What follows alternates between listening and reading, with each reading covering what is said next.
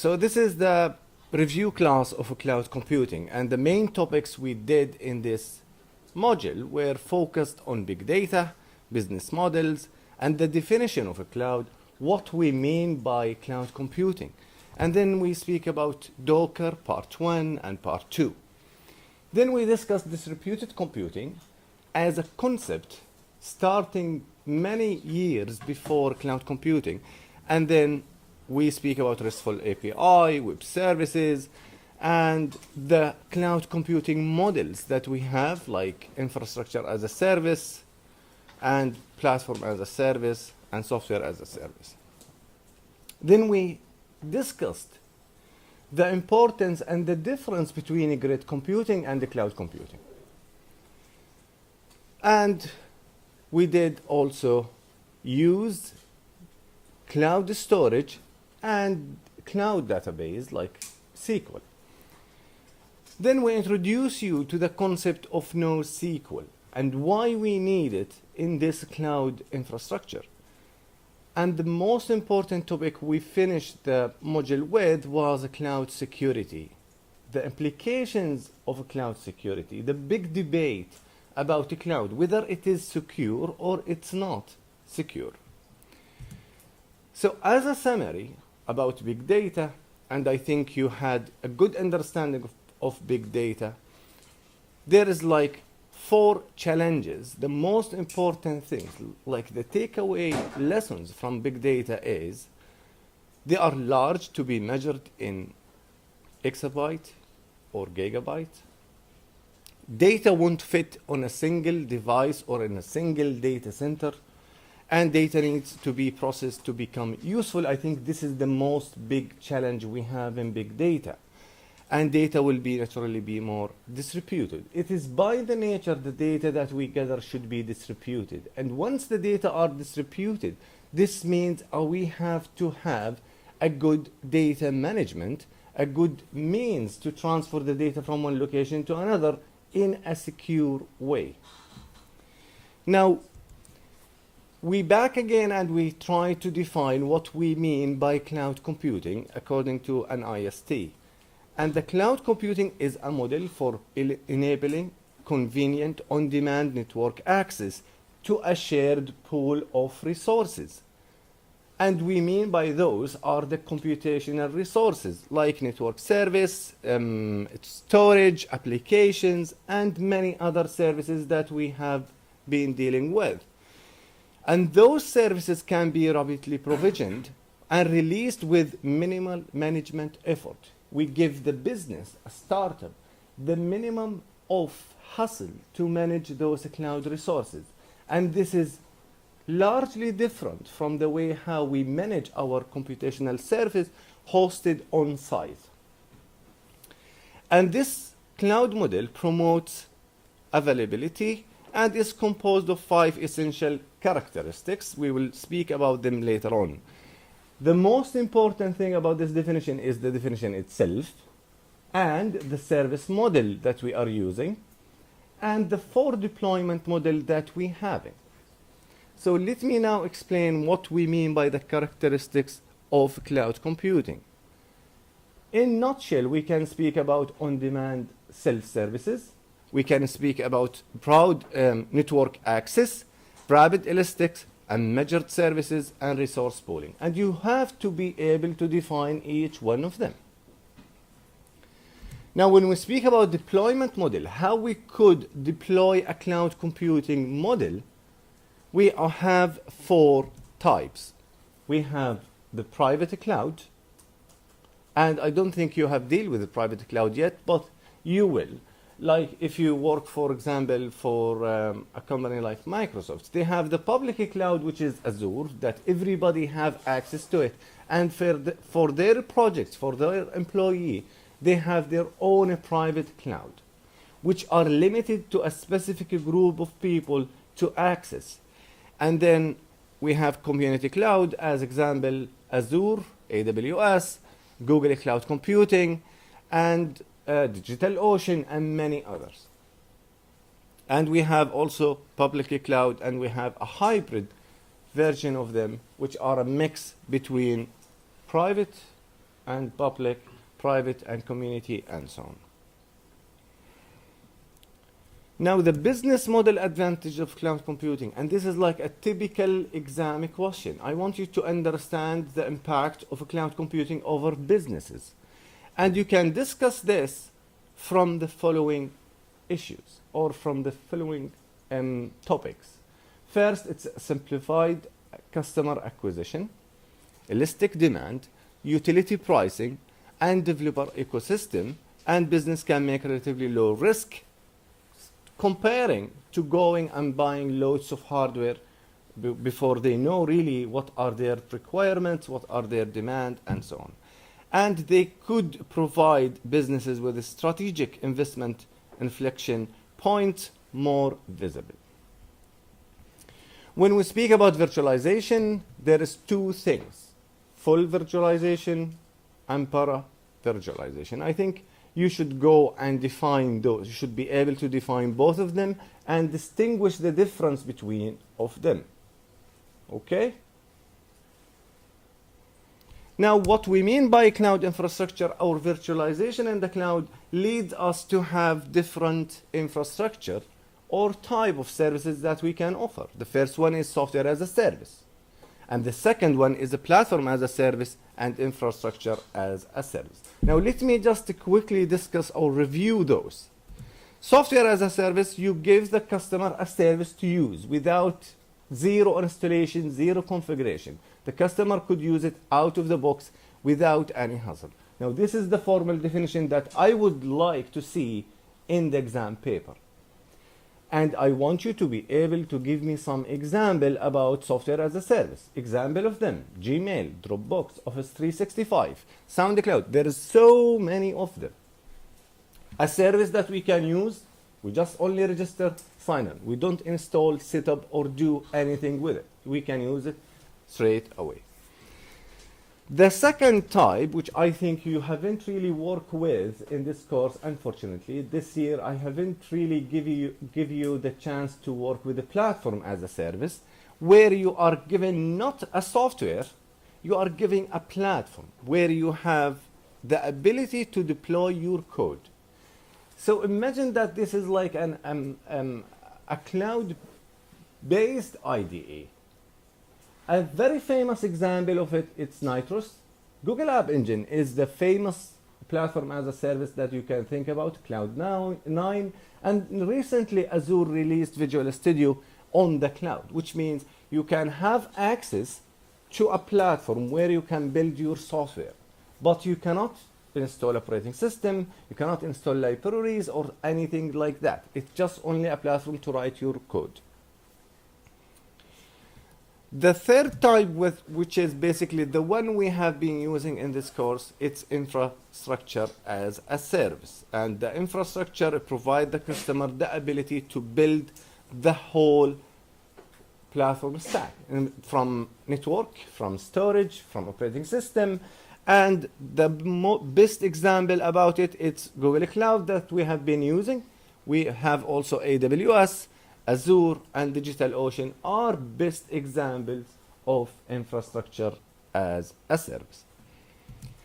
Now, after we speak about the cloud model and the infrastructure model, we have now to understand where we end up with the cloud computing, and we start to distinguish between distributed computing and the cloud computing.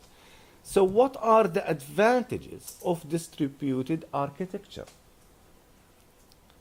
So when you have an architecture, a software architecture that is distributed in many locations, what are the advantages of that?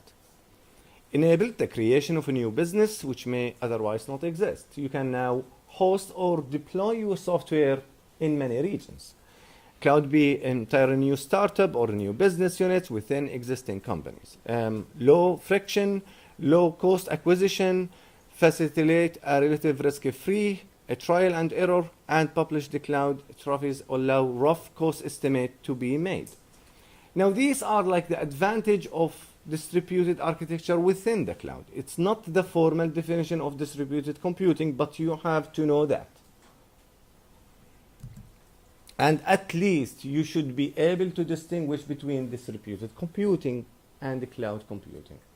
The idea of distributing software in many locations and the idea of utility computing, where you can access a distributed resources in many locations. This is the main core of difference between distributed and the cloud. Then we speak at chapter, I think the last week, we discussed the trustworthy encryption system and security on the cloud, which I believe is a very important topic that I never enjoy. Trustworthy encryption system, it's based on sound mathematics. That are the feature of them. When I ask you about this, you need to answer by those points. It has been analyzed by competent experts, found to be sound, perfect. It has a very mathematical foundation and cryptographic algorithm behind them, and it has stood the test of time, which means it has been there for many, many, many years. Many people try to hack them and they never managed to do so, like RSA 128 as example. Then the most important one, as I said last week and I'm going to say today, is basically your ability to distinguish between symmetric and asymmetric encryption key. With symmetric, we agree both that the password for the Word document is let me in. But with asymmetric encryption key, no, we have to have a digital certificate which has basically a public key. Both me and you, we know the public key. Now I have my own private key and you have your own private key. To encrypt and decrypt the message, we need both keys. We need the public key and the private key to encrypt it. Once you want to decrypt it, you use the public key and your private key to decrypt the message. And this is most of the cloud infrastructure work in this fashion. They give you a public key, you download in your computer generates a public key, and you can use both to access the cloud resources. The best example of this is AWS, and it was not really a nice experience for a student, as I described before. Then we discuss AWS SQS services, simple queuing service. Why and how we use it. It's very important for you to understand what we mean by the Amazon Simple Queuing Service, which is a distributed web-based message delivery system. Similar to RabbitMQ. Maybe you don't know what's a RabbitMQ. In a nutshell, you can just describe it as you have loads of messages going from one node to another, and you have like a publisher who wants to publish those messages, and you have an application who need to consume them. So without simple queuing service, once the publisher posts a message, if the consumer is really busy handling previous messages, he won't take it. So what's the idea? We could just queue all these messages, so when the consumer is free and have some resources to deal with the new messages, he can go to the queue, look to the head of the queue, and consume the first one, and so on. So it is a public message queue, such as the AWS SQS, provides a transactional message system allowing for distributed processes to communicate. Now, you could go further and you speak about the feature of SQS. This is also a very important issue. Now, when you speak about RDBMS, ACID, what we mean by each one of them, the ACID compliance, which may not be offered by NOSQL, and what we mean by automaticity, consistency, isolation, and your ability is basically something you have to be able to define. It's the integrity checking may not exist. Security model tend to be less well development compared with rational counterpart. No stored procedures, triggers, and so on. Scalability and better performance of NoSQL is achieved by sacrificing ACID compatibility, and I think this is the main point here. This is the main issue, why we have moved from ACID to base, as we are going to explain in the next slide. With RDBMS ACID properties, we have atomic, which all of the work is in a transaction is basically complete. All commits happen to be the same, consistent, isolated, and durable These are the feature of ACID. These are the definition of ACID.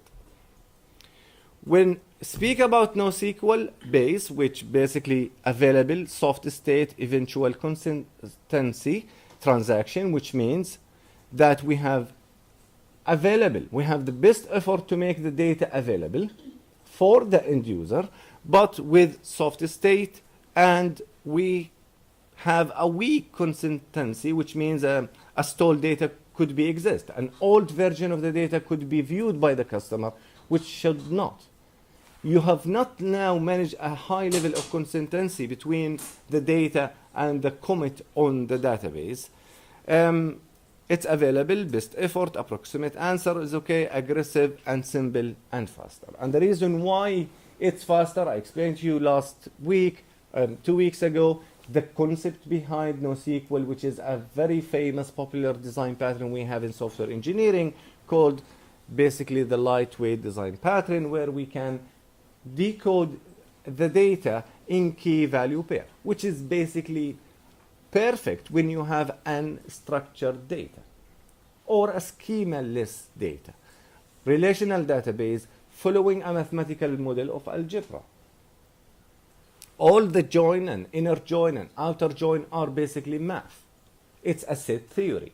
Now, not only this make us worried about unstructured schema. It's very hard to deal with unstructured data in this fashion. When you have a data with no relation between them, it's very hard to take them and put them in a relational database.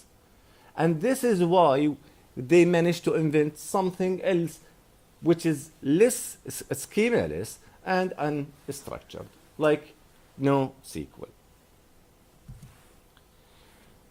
So the hot topic about this will be NoSQL database architectures, why we need them, example of NoSQL database and features of NoSQL database. And the feature of them, you can just simplify them as independent project designed to address different problems in data persistence. Main drivers include web scale storage and web application persistence and data analysis and mining. And there is no agreed definition to the term NoSQL, which can mean definitely not rational, but it is not only SQL. It is a heterogeneous technology including SQL, which means any NoSQL server, you can use SQL in it. Okay? Now, I want just to make a quick note here. If you ever notice when, for example, when we deploy WordPress with MySQL database at the backend, you notice that the WordPress itself can scale. You can create many replica of web scale with WordPress as you need. But the SQL server at the backend does not scale. It's very hard to scale it. Otherwise, you have to have a cluster of SQL Server. And you have loads of implication in order to make this working. So this is the main reason why cloud prefer NoSQL like MongoDB. Because they are easily scalable, they are easily configurable, and you don't need to slam a structured data on them. You can use unstructured data of them. There is a 3 classification of NoSQL database. Key value pairs, as we discussed before, the best example of it is JSON. Now, the feature of key value pair is very important for you to remember. Then we have document database, like cloud storage, like those buckets we create on the cloud. And then we have a graph database like InfluxDB. And this is like, I have been asked by this course, what kind of programming language we need to learn. If you want my advice, beside Java, Python, and scripting language, and Bash, which is the Linux script, if you want a database technology for the future now, with the cloud, we have now we have an issue of streaming data, because when you have a cloud structure like Docker Swarm with many nodes, all of them, they are generating data at real time. And there is no database can take all of this data because they are basically dynamic. They are having a huge velocity, which means keep generating data every time, every second. Now, one of the most promising technology now in the market related to cloud computing is graph databases, where you can store those streaming data and you can analyze them. And the way how they work, they are representing the cloud instead of table, columns, and fields to nodes. So you have nodes, and each node has its own structure and data scheme, you can call it, to store. And the data could be transferred from one node to another. It is an efficient distributed storage of documents as a graph vertices, nodes, modeling relationship as an edge, and graph database are built with nodes relation between nodes, and nodes represent entities like Bob, Alice, similar in nature to the objects as an object-oriented programming, and properties are information related to nodes, and edge connect nodes to nodes or nodes to property and represent the relationship between the two, which basically make those graph DB scalable. And interfaces and the query language vary, which means each one of them has its own query language. I don't think you can use SQL straight away. There is many version of SQL that could be used with a graph database. The most important thing with a graph database, once you have all these nodes and there is relation between them, edges, data could be now transferred, processed, based on the graph theory relation between the nodes and the edges. Then we have discussed the PAXOS algorithm and how it works in distributed computing. This is the one that you need to review, guys. Every time you create a Docker swarm, you have a manager and worker. Now, once you have more than one manager on the swarm, how the manager will be elected? Which one is going to be the lead? To do that, we have a specific or many algorithms exist in computer science, and one of them is called PAXOS. Consensus is the process of agreeing on the result among a group of participants, selecting a leader, selecting somebody who take responsibility, or agreeing on a value. If you have distributed nodes, like 10 nodes, and you want to update or dynamically change the variable of X, which one should decide the final result of X? Which one should say X should be equal to 10 or to 12? This is what we mean by PAXOS algorithm. It is an algorithm whereby nodes in distributed system can agree by majority by voting, which is similar to electoral to the voting system that we have as a human, on some value who should be the master node, for example. A proposer node, only one permitted at a time, prepares a proposal which it sends to acceptor nodes, and the proposals include a sequence number, and the acceptors reply that they will either accept the proposal or reject it because they have a proposal with a higher sequence number. When rejecting, the proposer is sent and now knows the higher sequence number, allowing it to reissue a higher sequence proposal. I advise you to go back and study the PAXOS algorithm in details. It's very important for you to know, and you can test it using the Docker swarm that we have already. Create a few more managers, but make sure to have an odd number of managers, because this algorithm works when the number of leaders are odd, not even. Because the voting system, how it works, is basically better when you have an odd number to vote on, not an even number. Because with even, it's always become, the result will become 50-50. And this will be very hard for the Docker engine to select which one is going to be the manager. Now, with Docker, few things for you to keep in your mind. If you don't take notes, please do. First, the difference between Docker as a container management system versus virtualized system. What we mean by virtual computing, when we have one virtual machine allocating the kernel and the host OS. With Docker, we have many containers that they share the operating system, and sometimes the kernel and they share, the kernel, and they share the binaries and libraries available.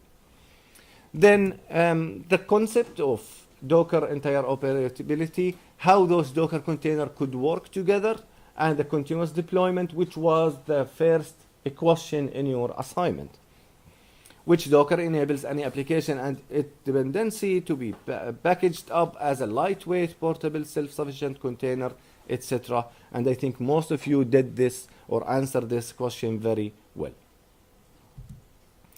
Also, Docker commands. It is very normal to see in the exam paper some Docker commands, and I will ask you what we mean by this. And you need to explain what the command is doing, what are the parameters there is meaning for what kind of functionality are achieved by those parameters. Again, grid computing and the cloud computing. You should be able to define a grid computing, and you should be able to distinguish between them. Like grid enable access to shared computing power and the storage capacity from your desktop. Cloud enable access to least computing power and the storage capacity from your desktop. It's different model. It is more research used a grid, and community are using the cloud.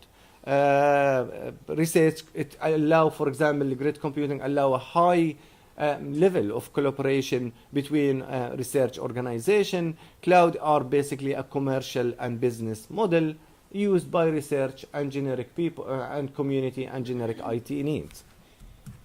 Grid is more for government to provide users a publicly funded research organization. Cloud provider pays for the computing resources and the user pays to use them. Grid in computing center distributed across different sites. Cloud provides private data center which are often centralized in a few locations, and you don't need to buy or maintain your own large computer center, and you don't need to buy or maintain your own personal computer center. The same applies for grid and a cloud. The evolution of computer architecture. I think this is like a generic cultural knowledge of any IT person, but it's very important for you to understand, or at least you can explain the evolution that we have from a central processing unit, mainframe, computing. I don't think you ever work with mainframe, but you know what a mainframe is. And then you speak about personal and desktop computer, and then a client server architecture and multi-tier architecture. Then you speak about middle tier architecture. And we explain what a middle tier, which is not in the server, not on the client, it's in between. It could behave sometimes as a client, as a service at the same time. The approach of middle tier, the logic and the client have no permanent connection to middle tier, it's stateless. A very famous example of middle tier you can find in Oracle, for example. Now they have their own middle tier middleware for basically doing the business logic and the processing the database. What are the advantages of middle tier? Like factoring of business logic, middleware provides services, pooling, security, resources are shared between clients, which improve the scalability, problems, new programming model, and limited scalability. Now, the second important topic is RESTful architecture and the benefit of them, what we mean by RESTful services, and what exactly the features of those RESTful services, which are a software architecture style for developing web services consisting of guidelines for web service which are scalable. REST web service communicate over the HTTP specification and using HTTP. They are representational, state, and transfer. The constraint of RESTful is super important. I would put 2 stars on this slide. Why? Because what are the constraints of REST, which are uniform interface, the client and server interaction? They are stateless. You don't need to send the message in the most recent state. The client context should not be stored on the server between the communication between RESTful services. They are cacheable, layered, and extensible through code on demand. And servers may temporarily extend or customize the functionality of a client by transferring logic to be executed like a client-side JavaScript. Finally, I think I have 4 more slides, guys, which is the CAP theorem. And the CAP theorem, it is a theorem that specifies it's impossible for distributed computer system to simultaneously provide all 3 of the following guarantee. At the same time, it will be very hard to provide any distributed computing consistency, availability, and partition tolerance. A distributed system can satisfy any 2 of these guarantees at the same time, but not all of them, because this is what we mean a trade-off between performance and storage. If you want to store more data, you have to sacrifice performance. It is, for example, the speed of search result. If you want to basically cache all the database in the RAM, you have to sacrifice RAM and CPU. And this is what we mean by the CAP theorem. It is a very interesting one to study. Finally, security implications of cloud computing. This is also important, as I said last week, and I'm going to say this today.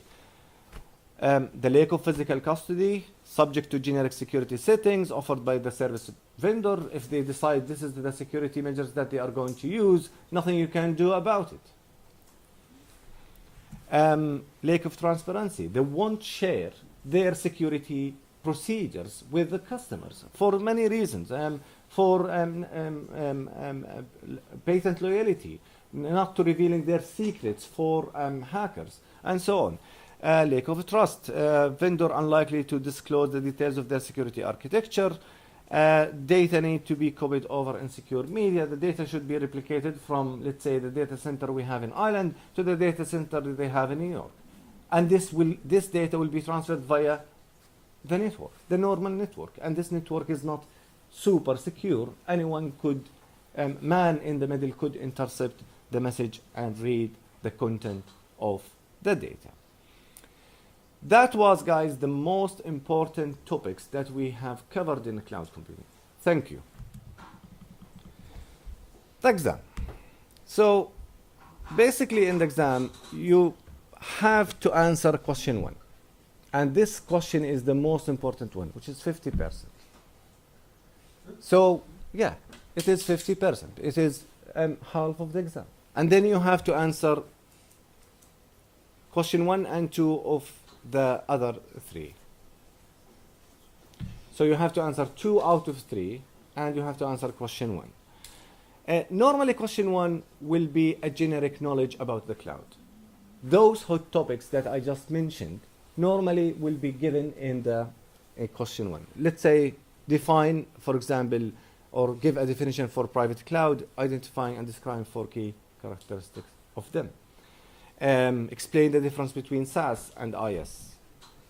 The difference between them. Define SAAS and define IS and give example.